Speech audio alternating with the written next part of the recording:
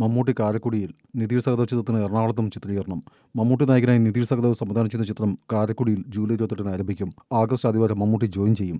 50 ദിവസത്തെ ചിത്രീകരണം കാരക്കുടിയിലാണ്. 100 ദിവസത്തെ ചിത്രീകരണം പ്ലാൻ ചെയ്യുന്ന ചിത്രത്തിന് എറണാകുളത്തും ചിത്രീകരണമുണ്ട്. വൻ താരനിര അണിനിരക്കുന്നു. അൽഫോൻസ് പുത്രനാണ് മറ്റൊരു പ്രധാന താരം.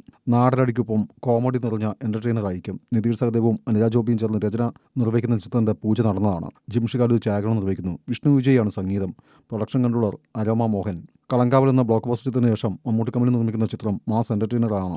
മമ്മൂട്ടി കമ്പനി നിർമ്മിക്കുന്ന ഏറ്റവും ചെലവേറിയ ചിത്രം കൂടിയാണിത്. മമ്മൂട്ടി കമ്പനി നിർമ്മിക്കുന്ന 9ാമത്തെ ചിത്രം എന്നതാണ് മറ്റൊരു പ്രത്യേകത. ഫാൽമി എന്ന സൂപ്പർ ഹിറ്റ് ചിത്രം ഒരുക്കി അരങ്ങേറ്റം കുറിച്ച സംവിധായകനാണ് നിധിർ സഹദേവ്. തമിഴിൽ തലൈവർ തമ്പി തലമയിൽ എന്ന സൂപ്പർ ഹിറ്റ് ചിത്രവും ഒരുക്കിയിരുന്നു.